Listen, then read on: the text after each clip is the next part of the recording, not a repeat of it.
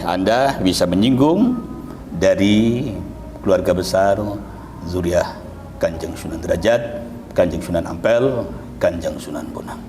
Hati-hati. Kan membongkar lantai marmer yang menutupi makam Sunan Ampel. Ini sangat-sangat berbahaya. Jangan berani-berani ya.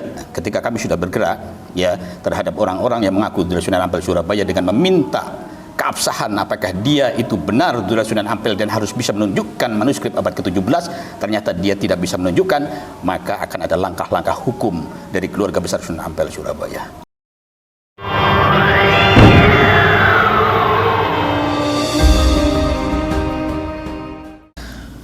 Assalamualaikum warahmatullahi wabarakatuh. Sedulur, berjumpa kembali dengan kami bersama dengan channel Ngaso Ngopi Ngaji yang tentunya masih eksis dan terus untuk berjuang untuk kemaslahatan agama, bangsa, dan negara.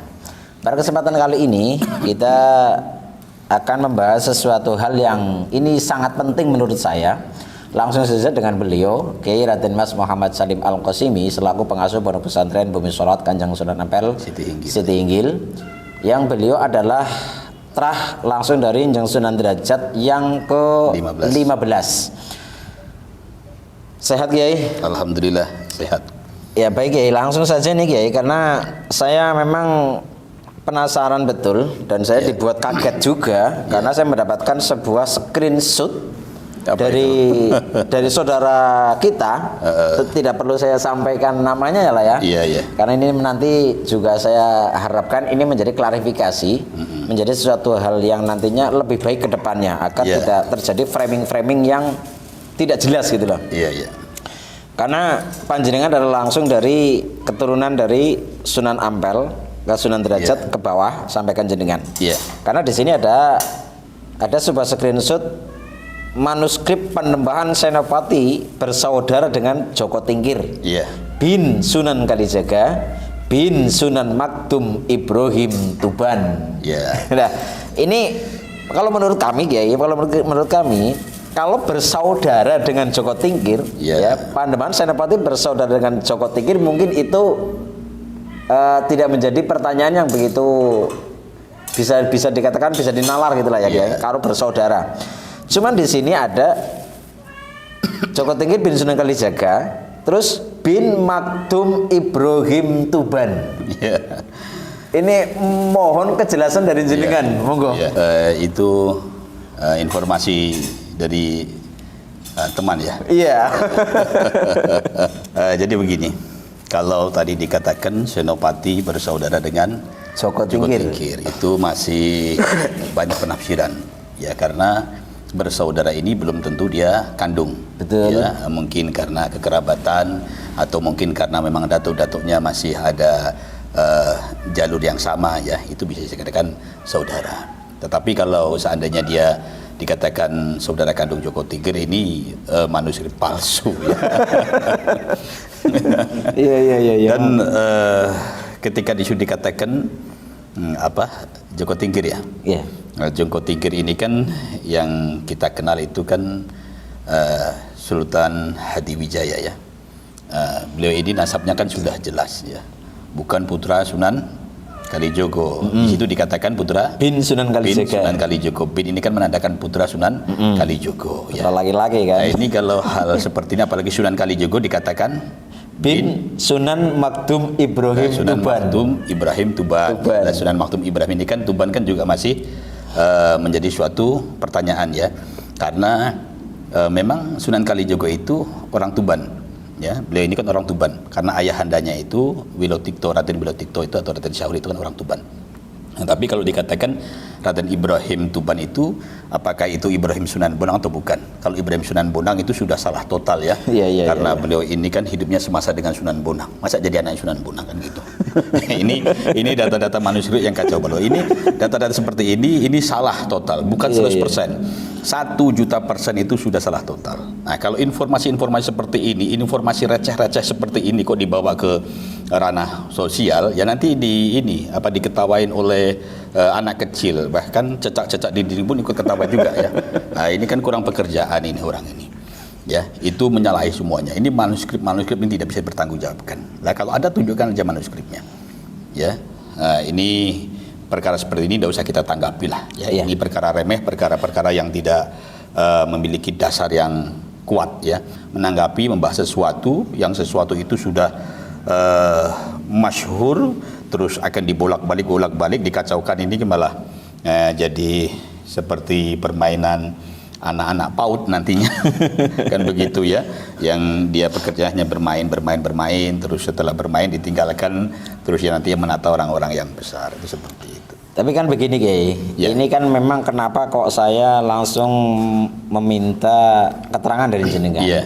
Karena saya sendiri janggal membaca tentang screenshot ini. Jadi yang saya khawatirkan apabila keterangan-keterangan yang ada di screenshotan itu kok itu terus disampaikan melalui sosial media, terus melalui grup-grup WhatsApp dan yang lainnya, ini akan menjadi ternyata seperti itu, Nah, itu kan menjadi bola panas bergulir terus, akhirnya bisa terjadi sesuatu hal, ternyata ini yang benar. Nah, itu yang bahaya kan seperti itu Kiai. Iya, jadi menyampaikan suatu informasi ya. Nah, informasi yang sudah tertata rapi terus diputar-putar akhirnya semuanya kacau kan seperti itu. Nah, tapi perlu kita ketahui juga ya, orang yang menyatakan hal demikian dan mengatakan menemukan manuskrip yang menyatakan Pangeran Senopati ya. Nah, itu bersaudara dengan Joko Tingkir bin Sunan Kalijogo bin Sunan Makdum Ibrahim Tuban. Saya yakin masyarakat sudah cerdas lah.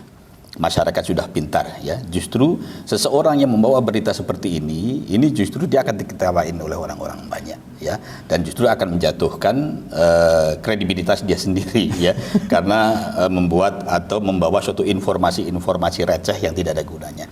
Saya yakin masyarakat Indonesia sudah sangat cerdas dan sangat pintar ya. Nah, tidak ada ini di manuskrip Sunan Derajat tidak ada. Ya mohon maaf, sini saya potong ya. Memang ini masih ada kelanjutannya, gitu kan? Memang ditanya orang yang mengirimkan tentang manuskrip Pangeran Senopati ini, terus ditanya oleh teman saya, mana manuskripnya, gitu kan? Lah kok waduh, Sunan Makdum Ibrahim bin Sunan Ampel. Ini kemana jalurnya ini? Lah kalau Makdum Ibrahim bin Sunan Ampel berarti kan Sunan Bonang. Oh gitu. Maksudnya kan kalau Sunan Bonang memang bin Sunan Ampel dia. Betul. Tapi Sunan Bonang tidak memiliki putra Sunan Kalijogo. Begitu kan? Nah, ini masih berita-berita ini. Berarti kacau balau ini ya? Itu bukan kacau balau lagi itu. Ya, itu sudah palsu kuadrat tingkat 5 itu. Kalau seperti ini nantinya bisa terjadi seperti Balawi ini Kiai. Ya itulah. Pekerjaan orang-orang yang tidak ada pekerjaan. Oke Kiai, mungkin itu bisa menjadi konfirmasi yang sudah cukup valid langsung dari zuriyah Kanjeng Sunan Ampel. Tidak ada dalam manuskrip. Tidak ada dalam manuskrip panjenengan itu nggak ada ya? Tidak ada. Manuskrip kami itu tahun 1590 itu tidak ada mengatakan hal demikian. Itu tercatat dengan rapi semuanya. Jadi sudah tidak perlulah dibahas-bahas seperti itu. Bukan begitu. Baik Kiai. Lah ini ada yang lebih menurut saya ini lebih mengerikan Kiai. Lebih mengerikan. Sempat ada di situ disampaikan bahwasanya makam dari Kanjeng Sunan Ampel yang ada sekarang yang diziarahi begitu ribuan puluhan ribu orang, ratusan ribu dalam satu hari ya, itu terindikasi itu bukan makam asli beliau ya. Karena ada kalimat nanti sekalian membongkar lantai marmer yang menutupi makam Sunan Ampel di dalam Masjid Ampel. Ini tanggapan panjenengan gimana? Ini mengerikan sekali nih Kiai. Sudah saya katakan tadi ya, masyarakat kan sudah cerdas. Semua berpikir secara nalar logika. Kan begitu. Yang namanya orang Nusantara, orang Jawa itu sangat menghormati. Ya, jangankan makam-makam dari para leluhur yang memperjuangkan agama, mendakwahkan agama di Nusantara. Ya, sedangkan makam-makam atau pinter-pinteran yang lain saja mereka bangun, mereka buat sebagai tempat di mana mereka bisa mengenang jasa-jasa para pahlawan-pahlawan pendakwah agama di Nusantara ini. Begitu. Sekarang kita berpikir dengan jernih, ya apa iya, ya orang-orang terdahulu itu, ulama-ulama besar di Ampel Surabaya itu akan membiarkan ya makam Sunan Ampel itu yang diziarah itu bukan makam Sunan Ampel yang asli. Nah, ini kan sesuatu yang sudah tidak masuk dalam nalar pemikiran orang-orang yang ahli ilmu dan ahli ibadah. Betul. Ya. Nah, kalau dikatakan itu makam palsu atau bukan makam Sunan Ampel yang sebenarnya itu, nah ini kan menjadi suatu pertanyaan tersendiri, kan begitu. Berarti Ampel itu dulu terjadi suatu kevakuman, kekosongan yang kembali menjadi hutan rimba sehingga tidak diketahui keberadaannya, kan begitu ya. Nah, sehingga ketika orang datang ke situ terus ziarah, mereka ziarah semua sendiri dengan mengklaim sendiri masing-masing, tapi kan tidak terjadi ya. Sejarah Ampel itu berkesinambungan, dia tidak pernah terputus ya, dia bersambung terus, ulamanya, kiainya terus bersambung, yang dengan ketersambungan itu maka Ampel itu masih tetap eksis. Dan ketika Ampel masih tetap eksis, ya banyak para murid-murid beliau dan banyak para generasi-generasi dari murid-murid beliau yang ingin mendoakan beliau, ya berziarah ke makam beliau. Ini ketika mereka berziarah sudah semestinya, ya para ulama-ulama besar Ampel, para dulia-dulia Sunan Ampel ini tidak mungkin ya mereka memberitahu atau menunjukkan tempat ziarah Sunan Ampel yang bukan makamnya. Jadi itu sesuatu hal yang sangat mustahil sekali. Ya, karena apa? Karena ulama-ulama terdahulu itu adalah ulama-ulama yang sangat berpegang teguh pada kebenaran. Betul. Ya, bukan berpegang pada suatu kedustaan. Jadi tidak mungkin sesuatu itu akan dilakukan oleh ulama-ulama terdahulu. Dan dikatakan lagi akan membongkar marmer ya. Itu apanya yang dibongkar? Kan begitu. Iya. Apanya? Tujuannya apa membongkar itu? Ya, dari mana mereka mengetahui hal seperti itu? Ya. Jadi orang tersebut ini kemungkinan yang ada di dalam pikiran orang tersebut bahwa makam Sunan Ampel itu ada di dalam Masjid Ampel. Nanti akan dibongkar marmernya lah itu. Ya, ini kan pekerjaan orang yang tidak punya pekerjaan lah ya. Ini pekerjaan anak kecil kan begitu. Kalau yang namanya makom, makom makbarohnya, kuburannya Sunan Ampel Surabaya itu, ya ketika sudah dimakamkan di tempat itu, tidak mungkin makom itu dipindah. Betul. Justru yang menjadi pertanyaan itu, di mana sebenarnya letak Masjid Sunan Ampel itu saja. Oh, ya, oke. Letak posisi Masjid Sunan Ampel di zaman Sunan Ampel. Karena apa? Karena kalau masjid itu bisa ada pemugaran. Yang tadinya bentuknya musola jadi masjid, bisa kan?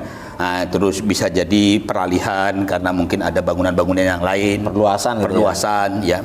Karena apa? Karena yang mereka permasalahkan adalah letak posisi Masjid Sunan Ampel yang asli di mana itu masih wajar, ya kan? Karena apa? Karena memang sekarang itu letak posisi Masjid Sunan Ampel itu di dalamnya kan ada sumur. Ya. Betul. Nah, kalau sumur dulu kan tempat wudhu, ya kan? Karena dulu belum ada sanyo kan, berarti kan orang menimba di sumur itu. Ketika menimba di sumur itu, maka dia akan wudhu di tempat itu, ya kan? Nah, kalau sumur itu ada di dalam masjid, maka ketika mereka berwudhu pastinya ada limbah-limbahnya kan? Dan tidak mungkin di dalam masjid ada limbah-limbah air, bekas air wudhu, atau mungkin orang nanti akan buang air kecil, buang air besar, kan seperti itu. Nah, posisinya itu berarti kemungkinan ya itu letak Masjid Sunan Ampel itu yang menjadi suatu kajian ya untuk mengetahui posisi asli masjidnya. Karena zaman dahulu itu orang membuat tempat wudu atau sumur ya itu biasanya jaraknya itu antara 20 sampai 50 meter. Iya. Itu begitu. Nah, berarti kalau sumurnya di situ berarti letak Masjid Sunan Ampel itu bisa diperkirakan harusnya berjarak paling tidak antara 20 sampai 50 meter dari sumur. Nah, itu begitu. Jadi ini salah alamat ya, salah alamat. Jadi tidak ada pemindahan makom itu, tidak ada. Apalagi kalau makam Sunan Ampel kok sampai ditutup ya, sampai tertimbun marmer. Nah, ini berarti kan mereka secara tidak langsung juga menduduh orang-orang terdahulu, ulama-ulama Ampel terdahulu itu ulama-ulama yang suladab ya dengan Sunan Ampel ya. Maka saya katakan, saya pesankan kepada orang-orang yang mengirim screenshot kepada Anda ini ya, untuk tidak usah membuat suatu narasi-narasi yang tidak masuk akal lah, yang akan membingungkan umat ya. Nah, nanti kalau ini teruskan nanti akan berhadapan dengan keluarga besar Ampel Surabaya. Karena begini, karena keluarga besar Derajat, keluarga besar Ampel itu tidak pernah mempermasalahkan hal seperti ini. Ya, tidak pernah dan tidak mengetahui juga hal-hal seperti ini ya. Karena apa? Karena para dzurriyyah dari Sunan Ampel itu meyakini datuk-datuk leluhur mereka leluhur kami itu adalah orang-orang yang memang berjalan teguh di atas pondasi agama Allah Subhanahu wa taala. Jadi tidak mungkinlah mereka akan memberikan informasi kepada para murid atau generasi-generasi muridnya suatu informasi bohong tentang makom Sunan Ampel, dan apalagi sampai menimbun makom Sunan Ampel di dalam masjid. Itu kan perbuatan syu'ul adab, dan itu sesuatu hal yang tidak mungkin dilakukan oleh leluhur kami semuanya. Seperti itu, karena kami mengetahui keilmuan dan amal ibadah mereka, kebenaran mereka yang mereka lakukan demi agama Allah Subhanahu wa taala ini. Itu seperti itu ya. Baik Kiai, ini cukup jelas apa yang telah disampaikan oleh beliau, bahwasanya apabila saudara-saudara kami ada beberapa yang mungkin menerima informasi ini yang saya sampaikan, karena memang tidak perlu kami sebut nama ya, Yeah. tapi kepada orang yang mungkin menyampaikan informasi ini, seharusnya panjenengan itu konfirmasi kepada keduriahnya langsung sebenarnya ya. Apakah keluarga, benar? Kalau yang panjenengan menemukan sebuah manuskrip diberi informasi oleh siapapun, kok ada manuskrip ini kayak gini, mohon untuk langsung bertabayun ataupun langsung disampaikan kepada yang bersangkutan kebenarannya, itu kan. Apalagi tentang ini panjenengan sebagai orang yang menginformasikan ini, entah ini bisa dipertanggungjawabkan atau tidak, ini sangat berbahaya ya.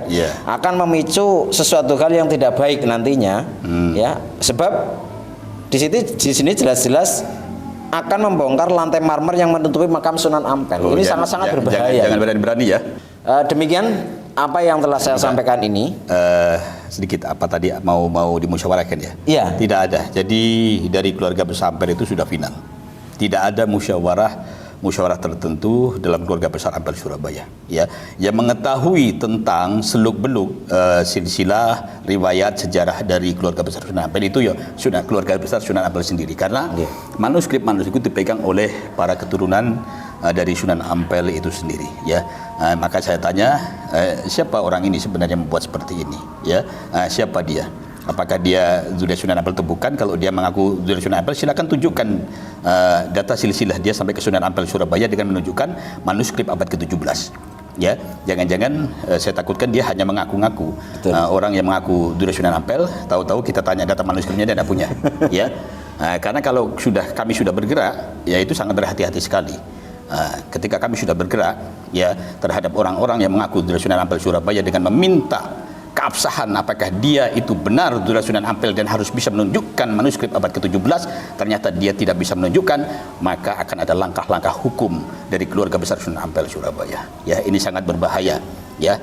Kalau hal ini memang benar adanya, seharusnya itu kan dari keluarga besar Sunan Ampel, dari keluarga besar keturunan Sunan Ampel yang mengetahuinya dahulu. Ya, karena riwayat leluhur kami itu kan berada di Ampel Surabaya ya, sampai ke derajat juga ya, kan seperti itu. Makanya berhati-hatilah, tidak usah membahas sesuatu yang bukan ranah keluarganya. Cukup ya, Anda keluarga dari waliullah siapa ya, sudah Anda bahas keluarga Anda saja. Anda usah membahas ke ranah-ranah yang bukan haknya, yang bukan faknya. Begitu ya. Maka saya tekankan ya, kalau memang orang yang mengirim ini dia memiliki suatu kepentingan ya yang bisa mengganggu kemaslahatan umat, maka saya yakinkan Anda akan berhadapan dengan kami sebagai keluarga besar Sunan Derajat, keluarga besar Sunan Ampel Surabaya, dan kami tidak akan pernah main-main ya. Makanya harus hati-hati ya. Jangan memberikan suatu informasi yang informasi itu akan membingungkan umat, terus mengaburkan sejarah ya, terus merubah sejarah. Berhati-hati, karena statement informasi seperti ini secara tidak langsung menuduh bahwa keluarga besar Sunan Ampel dari zuriatnya itu seperti tidak tahu adab dan akhlak kepada para leluhurnya. Karena apa? Karena mereka secara tidak langsung dituduh mendustakan makbarah asli Sunan Ampel dan menimbun dari makam kuburan Sunan Ampel supaya terjadi sesuatu hal yang tidak baik dalam kalangan umat agama Islam. Seperti itu ya, saya peringatkan itu semuanya ya, karena ternyata screenshot ini dari WA yang entah di mana dapat. Entah dari Berarti mana. ini kan sudah melebar kemana-mana. Betul. Ya. Ya. Kita boleh berteman, kita boleh bersaudara, tetapi ketika sudah mengganggu ya suatu permasalahan atau suatu kepentingan dalam keluarga milik orang lain, maka Anda harus berhati-hati. Begitu, karena kalau sampai hal ini meletus, ya, maka Anda akan menghadapi konsekuensi hukum. Begitu. Baik, terima kasih Kiai. Ya, karena yang saya khawatirkan begini Kiai. Ya. Jangan-jangan memang ada seseorang yang menyusup, yang membuat sengaja menyusun kalimat ini untuk memecah belah. Ini yang saya khawatirkan justru seperti itu Kiai. Ada seseorang yang mungkin menyusun kata-kata ini, menyusun kalimat ini terus dikirimkan ke orang tersebut dan orang tersebut dikirimkan ke orang lain dan orang lain sampai ke saya gitu. Pastinya ada. Itu pastinya kan, pastinya ada. Itu yang saya khawatirkan malah justru itu. Berarti kan akan sengaja mereka ini akan mengadu ataupun mengadu domba antara zuriyah Wali Songo ya, antara zuriyah Sunan Ampel dan Sunan Wali Songo yang lain. Namun semoga dengan adanya klarifikasi ini stop untuk memberikan informasi yang belum ada kejelasan, yang tidak valid, yang panjenengan itu belum langsung konfirmasi ke zuriyahnya masing-masing.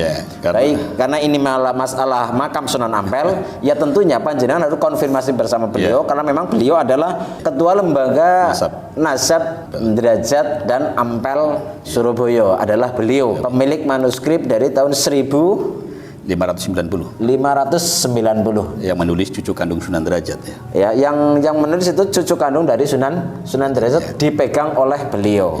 Jadi kepada saudara kami kepada baik itu dari khususnya dia dari pribumi, karena mohon maaf sekali Kiai, pribumi kita ini masih sangat mudah untuk diadu domba gitu iya kan, secara diakui ataupun tidak diakui, begitu mendapatkan informasi seolah-olah langsung diterima tanpa ditelaah, tanpa dikonfirmasi, tanpa ditabayunkan. Semoga apa yang saya tanyakan kepada panjenengan ini bisa untuk menjadi pengingat, warning bagi orang-orang yang akan memecah belah, akan mengadu domba antara zuriyah Wali Songo dan keturunan para raja-raja di Nusantara. Maka lebih baik mereka mengurusi kebenaran nasab mereka sajalah, urusi nasab kalian benar atau tidaknya, apakah kalian benar-benar masih memiliki nasab yang bersambung sampai ke atas atau tidak, itu mending kalian urusi itu ajalah, daripada nanti kami dari lembaga Derajat meminta klarifikasi tentang kebenaran nasab mereka malah amburadul, karena mereka sudah berani mengacak-ngacak Ampel Surabaya, kan seperti itu. Karena sedikit saya ini merasa agak tersinggung, karena kalau hal ini mereka lontarkan terus, berarti seolah-olah datuk leluhur kami ini adalah orang yang tidak mengerti agama. Datuk leluhur kami ini adalah seorang pendusta, Datuk leluhur kami adalah orang yang tidak memiliki adab dan akhlak kepada para leluhurnya. Karena apa? Karena makam leluhurnya Sunan Ampel ditimbun kan, dalam masjid. Ini kan tuduhan secara tidak langsung. Betul. Kan begitu. Nah, ini hati-hati, Anda bisa menyinggung dari keluarga besar zuriyah Kanjeng Sunan Derajat, Kanjeng Sunan Ampel, Kanjeng Sunan Bonang. Hati-hati. Baik, terima kasih Kiai. Semoga ini bisa menjadi sekali lagi sebagai warning bagi siapapun panjenengan yang membuat narasi, yang membuat opini, yang membuat keterangan seperti ini yang dikirimkan ke teman-teman saya, yang sampai ke saya bisa alhamdulillah bisa langsung konfirmasi dengan beliau untuk lebih berhati-hati. Ataupun panjenengan sendiri yang membuat, tentunya Anda harus beritikat baik meminta maaf langsung kepada zuriyah Kanjeng Sunan Ampel. Karena kami tidak pandang bulu harus minta maaf. Betul. Kalau tidak minta maaf, hati-hati. Siapapun, ketika seseorang sudah berani merubah sejarah ataupun merubah kahanan-kahanan di Ampel Surabaya, harus berhati-hati, jangan sekali-kali melontarkan kata-kata yang menimbulkan suatu berubahnya atau pendustaan terhadap sejarah Ampel Surabaya. Baik, terima kasih atas konfirmasinya. Semoga ini bisa menjadi wawasan, menjadi peringatan bagi teman-teman kita setanah air, pada teman-teman kita baik itu di yang satu nafas seperjuangan, jangan sampai panjenengan mudah diadu domba oleh siapapun. Terima kasih, semoga ada manfaatnya. Mohon maaf atas segala kekurangan. Sekali lagi, yang membuat opini, yang membuat narasi seperti yang telah kita bahas, dengan itikat baik panjenengan, mohon panjenengan untuk langsung minta maaf kepada keluarga besar Ampel lah, gitu kan. Ihdinas siratal mustaqim. Allahumma shalli wa sallim ala sayyidina Muhammad wa ala ali sayyidina Muhammad. Assalamualaikum warahmatullahi wabarakatuh.